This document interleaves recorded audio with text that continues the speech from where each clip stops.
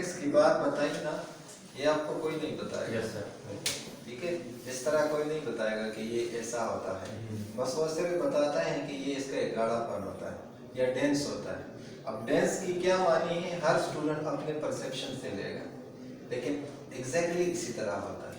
ठीक है, क्योंकि जब हम रिफ्लेक्टिव इंडेक्स की बात करते हैं और हम कहते हैं कि रेज आपके स्पेस में कॉर्निया पे पड़ते हैं, तो कॉर्निया का रिफ्लेक्टिव इंडेक्स एयर से ज़्यादा है। अब इस रे को ये चाहिए कि ये रे से टुवर्ड द नॉर्मल बेंड हो, इसीलिए कॉर्निया में हम कहते हैं कि हमारे पास ये कॉर्निया है और यहाँ पे इस तरह ये रे जाती है तो ये टुवर्ड द नॉर्मल बेंड होती है। और ये स्नेल्स ऑप्टिक्स के लॉज है। ठीक है, स्नेल ये कहता है कि अगर आप रेयर से डेंस में जाएंगे तो ये जो हम कहते हैं ना कि ये नॉर्मल ऑफ द सरफेस है। नॉर्मल क्या होता है, हर सरफेस का 90 डिग्री पे एक लाइन है, तो ये टुवर्ड द नॉर्मल बेंड होगा। और this is the basics of convergence and divergence. ठीक है, अगर हम किसी लेंस के इसी तरह नॉर्मल ड्रा करें तो इस लेंस का नॉर्मल यहाँ पे बिल्कुल ऐसा है, लेकिन यहाँ पे इस लेंस का नॉर्मल ऐसा है। ठीक है, समझ आ रही है आपको? यहाँ पे इस लेंस का नॉर्मल, इस सरफेस का नॉर्मल 90 डिग्री ऐसा होगा, लेकिन यहाँ पे ये बेंड हुआ है तो यहाँ पे इसका नॉर्मल इसी तरह है। समझ आ रही है? ठीक, तो हम कहते हैं स्नेल लॉ ये कहता है कि अगर आप फॉर एग्जांपल एक रे है और ये रे से डेंस में जाएगा तो ये टुवर्ड द नॉर्मल बेंड होगा, तो ये रे जो ये यहाँ पे आपका ये नॉर्मल है ना इसी तरह, ठीक है, तो ये टुवर्ड द नॉर्मल बेंड होगा।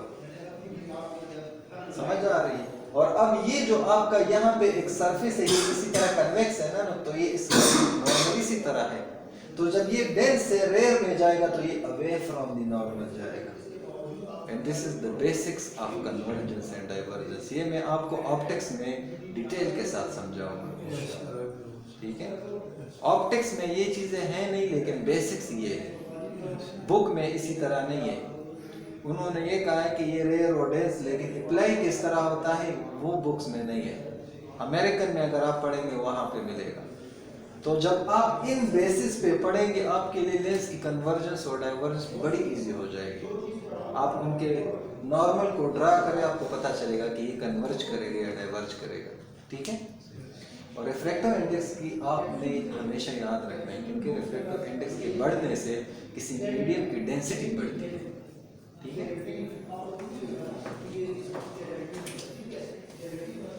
अच्छा, अब हम पढ़ेंगे कैटरेक्ट। ठीक है, हमने नॉर्मल क्रिस्टलाइन लेंस की बात की। नॉर्मल क्रिस्टलाइन लेंस हमने पढ़ा, उसकी डेवलपमेंट की भी हमने बात की थी कि वो सरफेस एक्टोडर्म से डेवलप होता है। ठीक है ना, ये तो सबको पता है। और उनके जो ज़म्यूल्स हैं वो न्यूरो एक्टोडर्म से डेवलप होते हैं, जहां से ऑप्टिक कप डेवलप होते हैं। ठीक है, अब हम कहते हैं कि व्हाट इज कैटरेक्ट। कैटरेक्ट के उन्होंने अपने मीनिंग दिए हैं कि ये कैटरेक्टा से निकले हैं, मीनिंग वाटरफॉल। जब ट्रांसपेरेंट वाटर किसी आबशार से नीचे गिरेंगे तो ये वाइट होंगे, ऐसा है।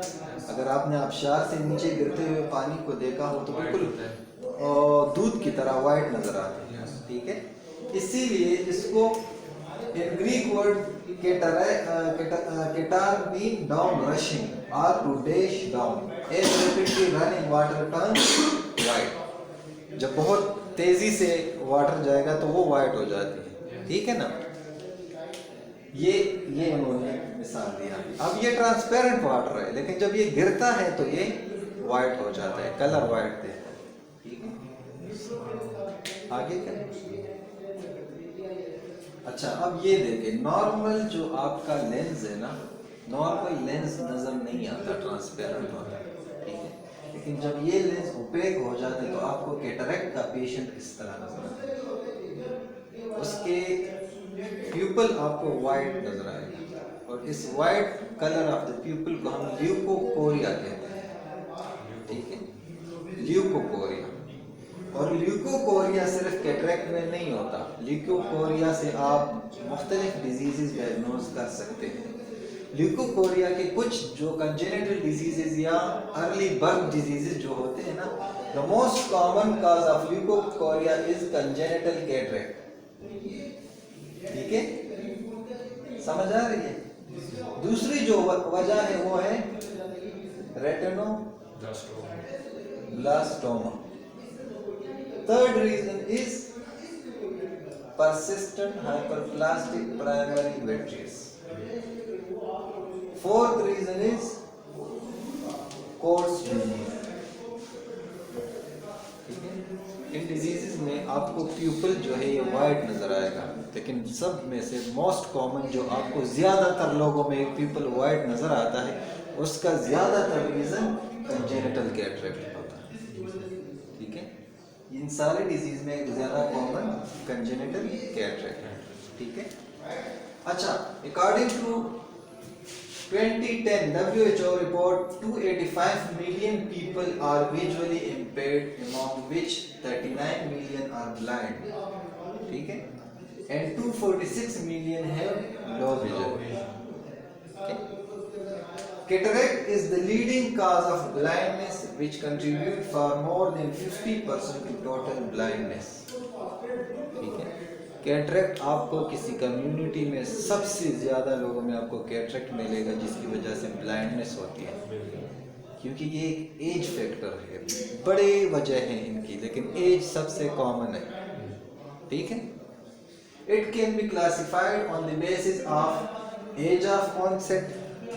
ठीक है, डिफरेंट बेसिस पे हम इसकी क्लासिफिकेशन करते हैं। मॉर्फोलॉजी, शेप, ठीक है, डिग्री ऑफ ओपेसिटी, कुछ को हम इमेच्योर कैटरेक्ट कहते हैं, कुछ को हम मैच्योर कहते हैं, कुछ को हम हाइपर मैच्योर कैटरेक्ट कहते हैं। ठीक है, एंड एथियोलॉजी, किसी बेसिक कॉज की वजह से जो कैटरेक्ट होता है। ठीक है, एज ऑफ ऑनसेट में हमारे पास कौन कौन से होते हैं? कंजेनिटल होते हैं। कंजेनिटल कैटरेक्ट वो होते हैं जब बच्चे की मदर के यूट्रस में उसका लेंस ओपेक होना शुरू हो गया है।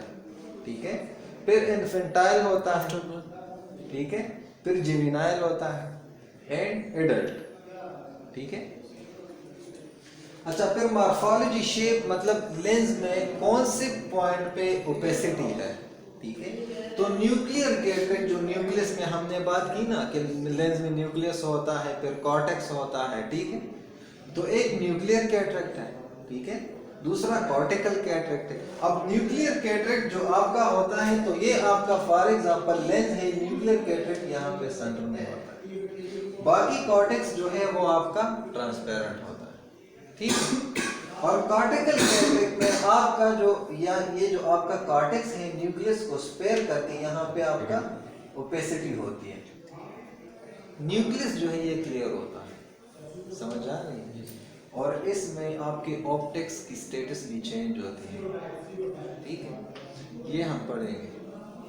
फिर इसके बाद आता है कैप्सुलर कैटरेक्ट एंड सब कैप्सुलर कैटरेक्ट। हमने बात की है कि हमारे लेंस के इर्द गिर्द कैप्सूल होता है। ठीक है, तो इसमें पोस्टीरियर कैप्सुलर कैटरेक्ट भी हो सकता है, जिसमें पोस्टीरियर कैप्सूल ओपेक हो जाता है। इंटीरियर कैप्सुलर कैटरेक्ट भी हो जाता है। ठीक है, और सब कैप्सुलर भी होता है। सब कैप्सुलर में सब का क्या मतलब है? कैप्सूल के नीचे का जो लेयर है।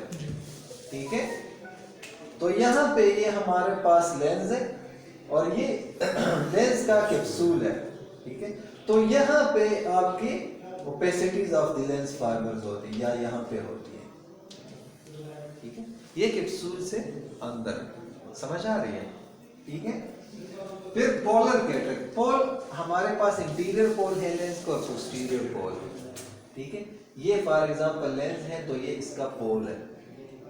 जिस तरह हमने कॉर्निया में आई बॉल में पोल की बात, posterior pole of the eye ball and interior pole, तो ये लेंस का पोस्टीरियर पोल है, ये इंटीरियर। तो पोस्टीरियर पोल का यहाँ पे इस तरह ओपेसिटी होती है और इंटीरियर का यहाँ पे। कॉमनली ये नहीं होता। ठीक है, कॉमनली न्यूक्लियर होता है और सब कैप्सुलर होता है। ठीक है, पोस्टीरियर सब कैप्सुलर। ठीक है, अच्छा आगे करें। ये कॉर्टिकल कॉर्टेक्स, ये आपका हम कहते हैं ना कि कॉर्टेक्स और न्यूक्लियस, तो कॉर्टिकल में वो होता है। अब इस डायग्राम को आप देखें, ये इंटीरियर पोलर है, ये जो इन्होंने दिखाया है, ठीक है, ये पोस्टीरियर पोलर, ठीक है, और ये ब्लू जो है ये आपका कैप्सूल है, ठीक है।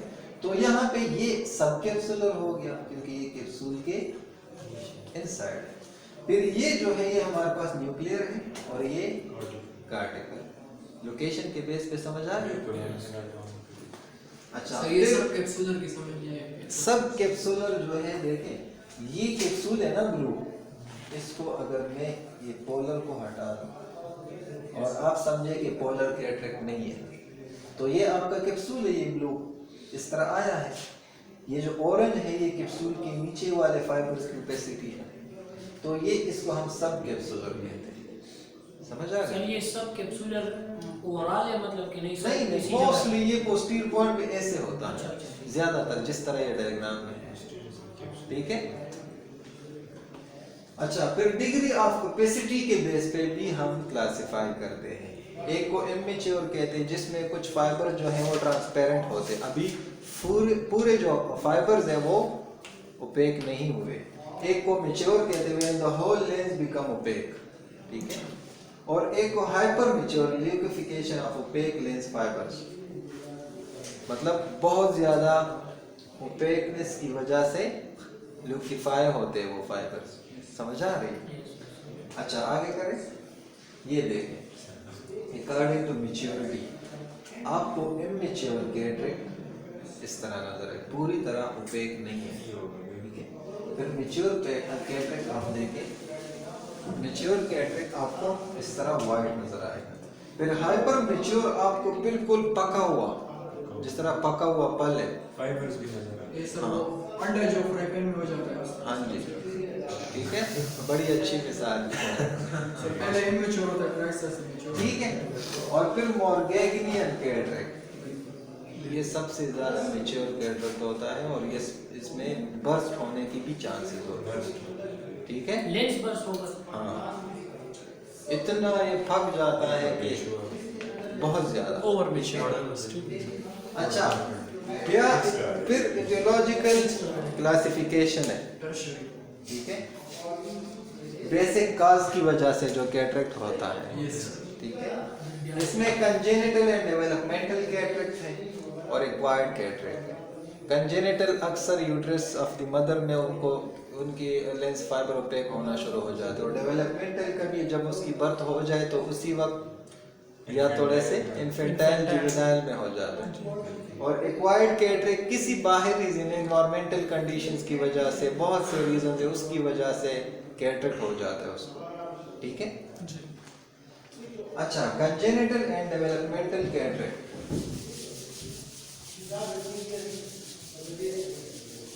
congenital cataract develop from some disturbance to normal development of lens। हमने बात की थी कि लेंस जो है ये सरफेस एक्टोडर्म से डेवलप होता है और इनके जो प्राइमरी लेंस फाइबर्स होते हैं ये वहाँ से उनकी डेवलपमेंट होती हैं। तो मदर के यूट्रस में कभी कभी रूबेला इन्फेक्शन होता है, ठीक है, और सिर्फ रूबेला नहीं, काफ़ी इन्फेक्शन हो सकते हैं। उस इन्फेक्शन की वजह से लेंस के जो फाइबर्स है ये ट्रांसपेरेंट होने की बजाय ये ओपेक हो जाते हैं, ठीक है, और इसको हम कंजेनिटल कैटरेक्ट कहते हैं। समझ आ रही है?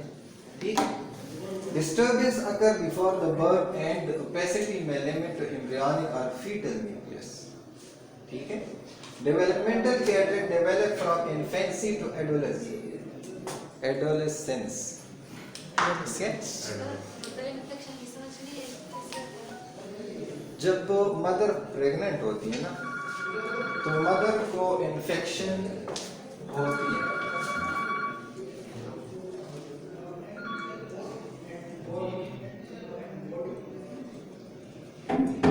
देखें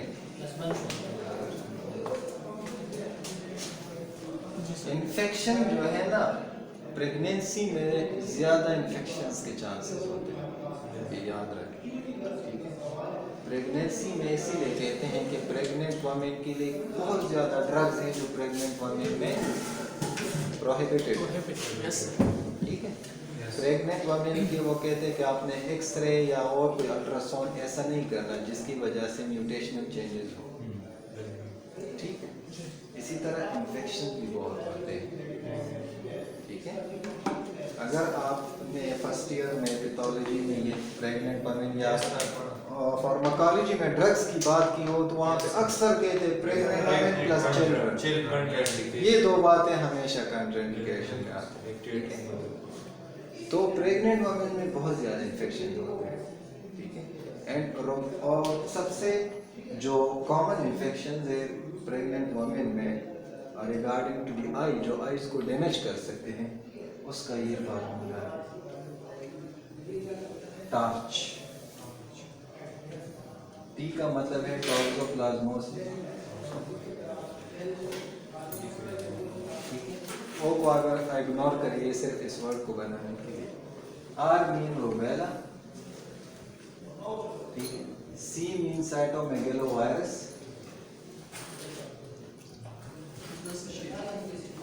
ये वायरल इन्फेक्शन है, समझ आ रही है। और एच मीन हर्पीस सिम्प्लेक्स, ठीक है। ये जरूर अच्छा तो ये होता कि मैं आपसे इसके बारे में पूछता, क्योंकि आपने जनरल पैथोलॉजी पढ़ी है आप, ठीक है। आप मुझे ये बता दें। माइक्रो नहीं पढ़ी है, माइक्रो है। फिर भी थोड़ा बहुत तो वो पढ़ाते हैं, तस्नीम साहब तो बड़ी डिटेल में पढ़ाते हैं आप। तस्नीम से अपनी थोड़े पलाश कह रहा हूँ। हाँ जी लास्ट मंथ सरासर किताबों और में सिलेक्टेड टॉपिक्स बस। अच्छा देखें, ये सारे वायरल इन्फेक्शंस हैं, ठीक है। और प्रेग्नेंट वुमेन में ये इन्फेक्शन ज़्यादातर होते हैं, ठीक है। And the most common cause of congenital cataract is rubella infection, समझ आ रही है, ठीक है। बाकी भी बहुत सी म्यूटेशन हम आगे पढ़ेंगे, ठीक है। अच्छा तो 2/3, अच्छा ये देखिए 3 children out of 10,000 live births,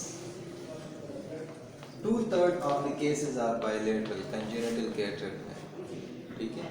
और congenital cataract में पेरेंट्स को पता चल जाता है कि मेरे बच्चे की आंखों में कोई मसला है,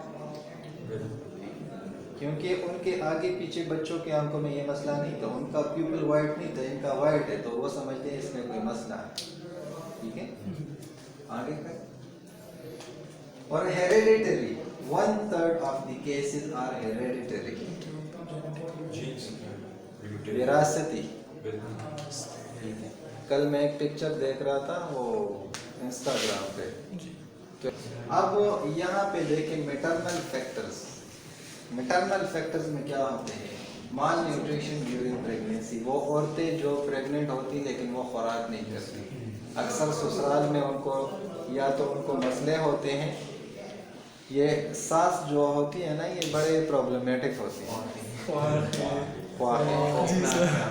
अगर बहू ज़्यादा अच्छी हो तो भी सास को शक आता है, और अगर ज़्यादा बुरी हो तो भी सास को शक आता है। तो बड़े रीजन इसके सोशल है, ठीक है। अगर घर में प्रॉब्लम्स चल रहे हो तो वो जो बहू होती है वो टेंशन की वजह से खाना भी नहीं खाती और ना ही खा सकती, उसकी वजह से बेबी को जो न्यूट्रिशन मिलना चाहिए वो मिलता नहीं, ठीक है। दूसरे मैटरनल इन्फेक्शन रूबेला, टॉक्सोप्लाज्मोसिस जो हमने ठीक है। फिर ड्रग इनटेक ड्यूरिंग प्रेगनेंसी, हम कहते हैं प्रेगनेंसी में स्टीरॉइड्स नहीं दे रहे,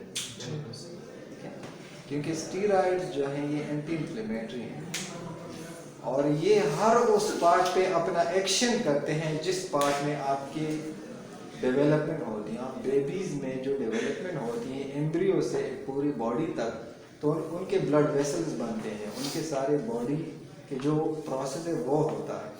तो स्टीरॉइड इन चीज़ों के लिए बहुत खतरनाक है, ठीक है। सिर्फ आंखों में नहीं, ये सारे बॉडी में, ये जो जिम करते हैं स्टीरॉइड की वजह से वो मरते हैं, ठीक है।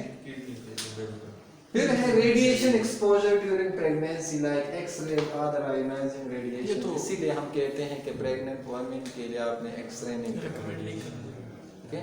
रेडिएशन काज म्यूटेशन, ठीक है। अच्छा, फिर फीटल या इन्फेंटाइल फैक्टर्स क्या है? डेफिशिएंट ऑक्सीजनेशन, बच्चे को ऑक्सीजन नहीं मिलती, या तो यूट्रस में, या अगर वो पैदा हो जाए, अक्सर हम कहते हैं प्री मैच्योर बेबीज, 9 महीने से पहले उसका बर्थ होता है। अंसार वाला जी, हमारे दोस्त को 4 महीने का मना। और ऐसे पेशेंट, ऐसे बच्चे जो 9 महीने से पहले पैदा हुए हो ना, उसमें रेटिनल डिजीज एक होता है, उसको कहते हैं रेटिनोपैथी ऑफ प्रीमेच्योरिटी। बिल्कुल। और उसमें ये होता है कि बच्चे में न्यूरोस्कुलराइजेशन होता है और वो कमज़ोर ब्लड वेसल्स होते हैं, उससे लीकेजेस और हेमरेजेस होते हैं, और वो हेमरेजेस की वजह से उसका वेट्रियस और रेटिना डिटेच हो सकता है। ठीक है, तो ये जो डिफिशिएंट ऑक्सीजन है ना, कभी कभी मदर की वजह से होता है, कभी कभी बच्चे जब पैदा होते उसके बाद हो जाते हैं। ठीक है, बोर तो नहीं हुए आप लोग? ना ना। हाँ जी। मेटाबॉलिक डिसऑर्डर्स क्या है? गैलेक्टोकाइनेज डिफिशिएंसी, ये तो आपको पता होगा। What is galactokinase? गैलेक्टोज को digest करेगा। द एंजाइम्स फॉर गैलेक्टोज क्या चीज है? कार्बोहाइड्रेट्स। कौन सा कार्बोहाइड्रेट?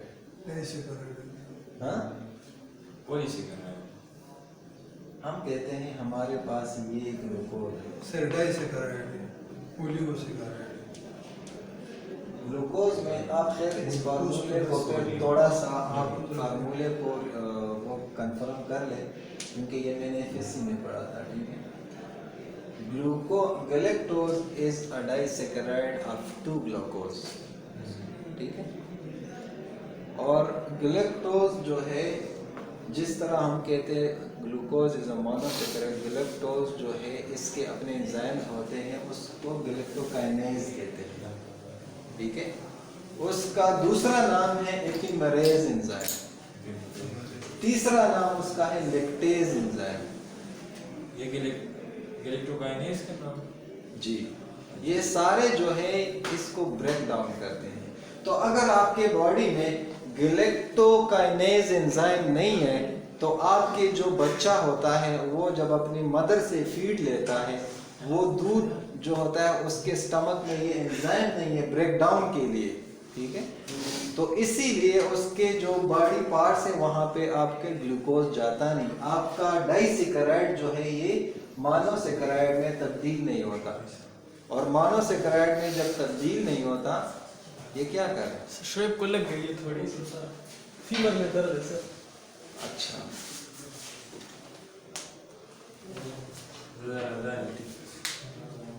वो बोला कि वर्क बोलो डॉक्टर। Очень прекрасно творчество. सर तक का सर है सर। ताहिर तुम वैसे भी यहाँ पढ़ते नहीं, तुम्हारे को डाइजेस्ट नहीं कर सकता। अगर ये नहीं है तो आपके ग्लूकोज की डाइजेशन नहीं होती, ब्रेक डाउन नहीं होती, इसीलिए आपके ग्लूकोज जो है आपके बॉडी में वो ब्रेक जब नहीं होगा तो आपके बच्चे को ग्लूकोज मिलेगा नहीं। ठीक है, तो दूसरा क्या है? हाइपोग्लाइसीमिया। हाइपोक्सीमिया का मतलब है इन द ब्लड। ठीक है, अच्छा, तो आपके ब्लड में ग्लूकोज कम होता है, तो जब ब्लड में ग्लूकोज कम हो और वहाँ पे फिर वो प्रासी जब आपके एपिथेलियम को नरिशमेंट ना मिले क्योंकि ब्लड में ग्लूकोज नहीं है, तो क्या होगा? कैटरेक्ट होगा। ठीक है, ओसिफिकेशन होगी। और तीसरा गैलेक्टोसीमिया, वही चीज है। गैलेक्टोज इन द ब्लड, वही गैलेक्टोज अगर ब्रेक ना हो तो वो ब्लड में आएगा। गैलेक्टोसीमिया हो जाए। और गैलेक्टोसीमिया में ये गैलेक्टोज ब्लड में होते हैं, टिश्यू में ये आते ही नहीं, टिश्यू में ये क्या एक्युमुलेट नहीं होते। ठीक है, तो जब एक्युमुलेट नहीं होंगे तो इसीलिए आपका ग्लूकोज डिफिशिएंसी होगी। ठीक है, ये बच्चे की मेटाबॉलिक डिसऑर्डर्स हैं। ठीक है, अक्सर बच्चे जो हैं अपनी माँ का दूध नहीं पी सकते, उसके लिए कोई अल्टरनेट वो करते हैं। ठीक है, फिर क्रोमोसोमल एब्नॉर्मेलिटी जिसमें हमारे पास है डाउन सिंड्रोम। डाउन सिंड्रोम पढ़ा है आप लोगों ने? Yes, down syndrome. Down syndrome में क्या क्रोमोसोम्स होते हैं। हाँ, डबल XY क्रोमोसोम्स होते हैं उसमें डाउन सिंड्रोम में। Dark beneficial syndrome. ना, और या X double Y Eu vou dar uma solução. इसको हम कहते हैं ट्राइसोमी 21। हम की वीडियो बनी। अगर आपने रिप्रोडक्शन में पढ़ा हो कि जब फादर एंड मदर के जीन्स मिलते हैं तो 23 इनके होते हैं, 23 जी सर। फादर के होते हैं। बच्चे में टोटल 26 सॉरी 46, ठीक है। 46 मदर बच्चे में होते हैं, जी सर। ठीक। इसमें 21 ट्राइसोमी में क्या होता है, ये इसमें एक कॉपी अम्मी की आती है, एक कॉपी बाबा की। अब्बू, जी सर। तो डबल कॉपीज बनते हैं। बॉडी के हर सेल के लिए ये कॉपीज बनते हैं, सारे सेल्स के लिए।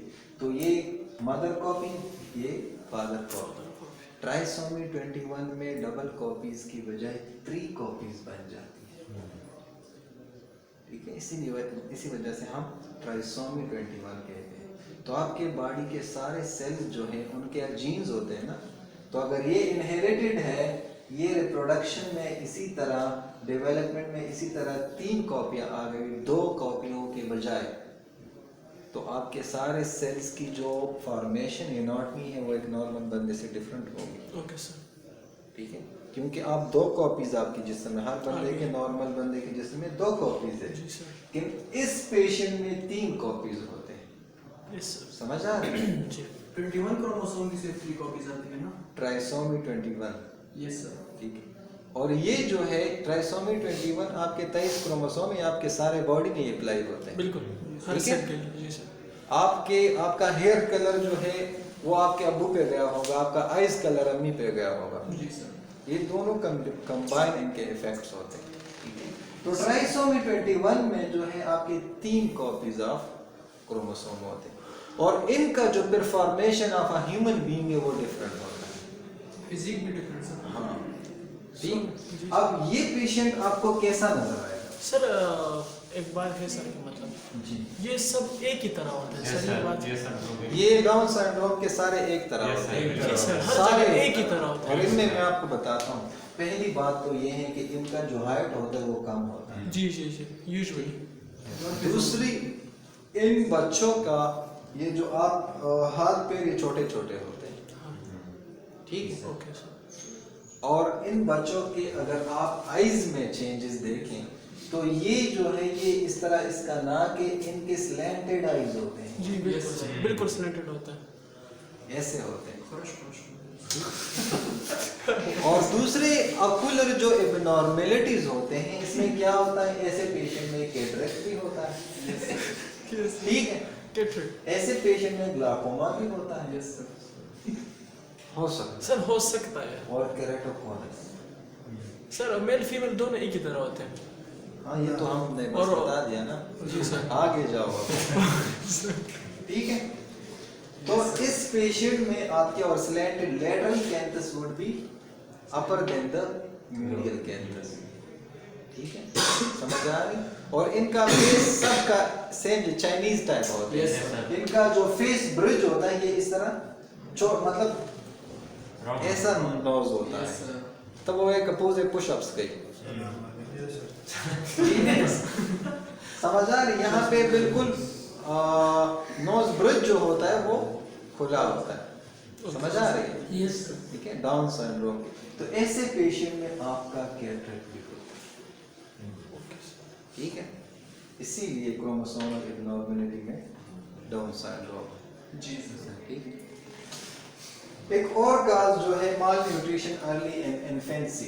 कुछ बच्चे ऐसे होते हैं कि उनके मदर जो है उनको फीड नहीं कर सकते, उनके मदर का अपनी सेहत ऐसी नहीं होती कि वो फीड कर सके, तो वो बच्चा जो है वो कमज़ोर रह जाता है, ठीक है।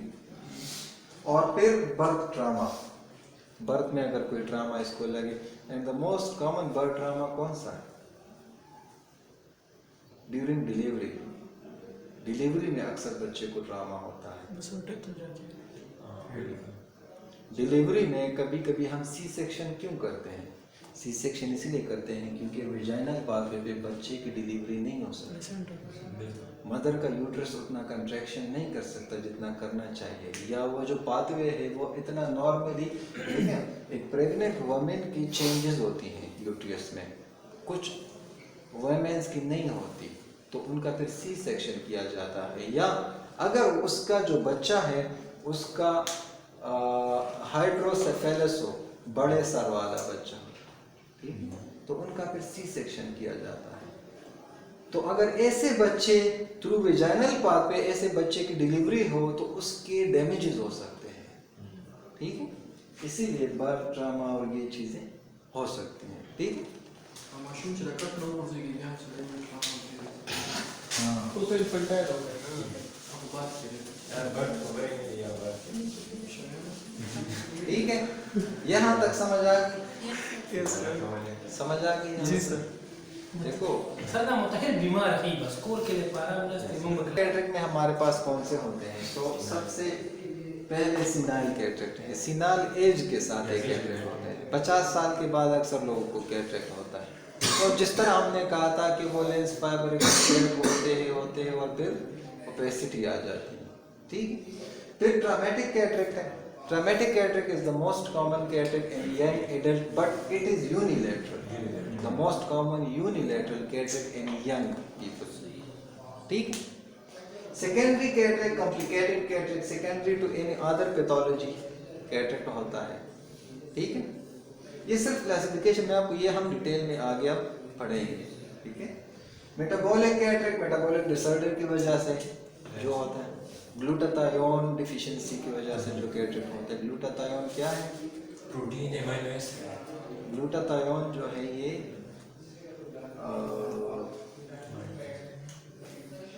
क्या कहते हैं, वो जो रेज उस पे पढ़ते हैं उसको, चलो खैर Reflection. पढ़ेंगे।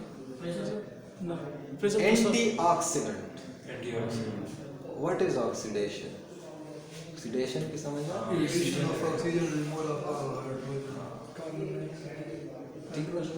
तो जब ऑक्सीडेशन होती है तो सेल जो है उसकी डेथ होती है, तो ये एंटीऑक्सीडेंट है, सेल को डेथ से बचाता है, ठीक। और radiation cataract, radiation ultraviolet radiation, gamma radiation, infrared radiation, ये जो सोलर इक्लिप्स होता है, ठीक है। फिर ड्रग इंड्यूस कैटरेक्ट, स्टीरॉइड्स की वजह से जो कैटरेक्ट होते हैं, और cataract associated with skin disease, कुछ डिजीजेस ऐसे होते हैं जिसमें स्किन भी का भी प्रॉब्लम होता है और कैटरेक्ट भी होता है, ये अब हम डिटेल से पढ़ेंगे, ठीक है। आगे करें। अच्छा, अब ट्रॉमेटिक कैटरेक्ट क्या है?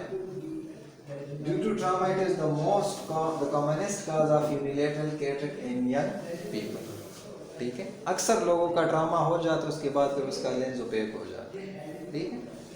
The different kinds of trauma that can cause cataract are penetrating trauma, disposable syringe, needle, etc. ये अगर आंखों में चला जाए तो, ठीक है। Blunt trauma, blunt trauma कौन सा होता है? अगर मौके से, हाँ, अगर वो लगे, ठीक है। Electric shock and lightning, ये भी ट्रॉमा कर सकते हैं, ठीक है। And radiation given for tumors, जो रेडिएशन लाइव होते हैं ना वो डैमेजेस भी करते हैं आंख में, ठीक है। अच्छा, आगे करें। सीनाइल कैटरेक्ट, अब सीनाइल क्या है? Change in lens with ageing, include protein aggregation, क्योंकि प्रोटीन जो है वो लेंस फाइबर्स बनाते हैं और उनके एग्रीगेशन से लेंस कंपैक्ट हो जाता है और फिर लेंस मैच्योर हो जाता है, ठीक है। आप देखते हैं ना कि जब आप वो पानी को फ्रीजर में रखते हैं तो वो बर्फ बनती है, तो बर्फ का कलर क्या होता है? वाइट होता है, ऐसा होता है ना अक्सर, अगर बहुत सख्त बर्फ हो तो वो वाइट होता है। Increase production of insoluble protein, अगर बहुत ज़्यादा इनसॉल्युबल प्रोटीन जो है वो प्रोडक्शन उसकी बढ़ जाए तो उसकी वजह से सीनाइल कैटरेक्ट होता है। And lipid in the lens increase, substances that produce safety against oxidative damage decreases, glutathione की जो हमने बात की, यहाँ तक समझ आ गई? Nuclear mass increases, ultraviolet light damages lens fiber. ठीक है? All these changes lead to progressive opacification of lens fiber and cause age-related cataract (ARC). ठीक है? अच्छा आगे का क्लिनिकल फीचर्स कैटरेक्ट के क्या है? Usually start appearing after the age of 50। ठीक है, 50 के बाद अक्सर ये जो है कैटरेक्ट की वो और इसमें क्या होता है, कैन बी यूनिलेटरल और बायलेटरल। अक्सर लोगों में बायलेटरल भी होता है, दोनों आंखों में होता है और सर्जन फिर कहता है कि एक का मैं निकालता हूँ फिर बाद में दूसरे का निकालता, ऐसा है। तो इसमें क्या होता है, dimness of vision gradually without any pain. ठीक है, स्लोली स्लोली उसका विजन डिक्रीज होगा। क्वालिटी ऑफ विजन में vary with the time of the day and degree of brightness. और सब कैप्सुलर कैटरेक्ट में लोगों का अक्सर ग्लेयर होता है। वो कहते हैं कि रात को कोई मसला नहीं होता, लेकिन दिन को मैं लाइट में बहुत तंग पड़ता हूँ, स्पेशली ड्राइविंग में तो बहुत तंग पड़ता हूँ, क्योंकि सब कैप्सुलर कैटरेक्ट में यहाँ पे आपका जिस तरह हमने बात की कि यहाँ पे ओपेसिटी है, ठीक है। तो जब यहाँ पे हमारा प्यूपल इतना खुला है तो यहाँ से दूसरे रीजन से रेज पास हो सकती। लेकिन अगर ये प्यूपल साइज जो है, हम कहते हैं कि ब्राइट लाइट में प्यूपल साइज छोटा होता है, तो अगर ये छोटा हो जाए तो इससे जो रेज पास होंगे वो ओपेसिटी से पास होंगे, तो ओपेसिटी से पास नहीं हो सकते। इसीलिए ऐसे पेशेंट को दिन के वक्त उसकी विजन कम होगी, रात के वक्त अच्छी होगी, ठीक है। और दिन के वक्त जो उसका विजन कम होता है उसकी वजह से उसको ग्लेयर भी होता है ड्यू टू लाइट स्कैटरिंग, ठीक है। तो इसीलिए उसको फोटोफोबिया भी होता है, ठीक है। अच्छा आगे करें। Glare especially in subcapsular cataract due to scattering of light very troublesome, especially if the patient is a driver। ठीक है, समझ आ गई? आपको नहीं आई? अभी मैंने आपको वो बात बताई, ड्राइवर्स को बहुत ज़्यादा स्पेशली नाइट टाइम उसको बहुत प्रॉब्लम होता है, ठीक है, क्योंकि नाइट टाइम में उसके आईज जो होते हैं वो डायलेट होते हैं, सॉरी दिन के वक्त, दिन के वक्त, ठीक है। नाइट में तो डायलेट होते हैं तो पेरिफेरी से तो जा सकते हैं, दिन में तो कंस्ट्रिक्टेड होते हैं तो सिर्फ इसी ओपेसिटी से जाएंगे, तो वहाँ पे तो ओपेसिटी है, इसीलिए स्कैटरिंग होगी लाइट की, ओपेसिटी है ना, इसीलिए उसको फोटोफोबिया होगा, तो दिन में वो ड्राइविंग नहीं कर सकेंगे, अखबार भी नहीं पढ़ सकते, ठीक है। And this is the pathognomonic sign of subcapsular cataract, ठीक। अच्छा, complication of age related cataract, इसकी कॉम्प्लिकेशंस क्या है? Lens protein can leak out and induce inflammation of the eye as uveitis. हमने कहा था कि लेंस प्रोटीन जो है ये हमारे इम्यून सिस्टम के साथ एक्सपोज नहीं है, जब ये एक्सपोज होंगे हमारे इम्यून सिस्टम इसको फौरन बॉडी समझेगा, ठीक है। तो जब कैटरेक्ट बहुत मैच्योर हो जाए इसकी बर्स्ट होने के चांसेस होते हैं, लेंस प्रोटीन के निकलने के चांसेस होते हैं, तो अगर वो निकले तो आपका यूवियाइटिस हो गया, साथ में यूविया की इन्फ्लेमेशन भी होगी, क्योंकि uvea is highly vascular structure, ठीक है। Glaucoma swelling of the lens can push, ये कौन सा ग्लाकोमा था टेस्ट में मैंने वो फेकोमार्फिक ग्लाकोमा, ठीक है। अच्छा, अब सबलक्सेशन एंड डिसलोकेशन। सबलक्सेशन क्या है और डिसलोकेशन क्या है? सबलक्सेशन उसको कहते हैं कि उसमें हमारे कुछ सस्पेंसरी लिगामेंट जो है वो ब्रेक हो जाए, टूट जाए, ठीक है, लेकिन लेंस जो है वो अपने पिपुलरी एरिया में फिर भी हो, ठीक है, सबलक्सेशन। डिसलोकेशन ये है कि जब सारे सस्पेंसरी लिगामेंट वो कट जाए, टूट जाए किसी ट्रामा या किसी भी वजह से, हाइपर मैच्योर कैटरेक्ट की वजह से, और लेंस प्यूपिलरी एरिया से नीचे गिरे या किसी साइड पे हो जाए, इसको डिसलोकेशन ऑफ लेंस कहते हैं, ठीक है। आगे करें, यहाँ तक काफी है? Yes sir. बाकी का कर मैं नहीं करे तंग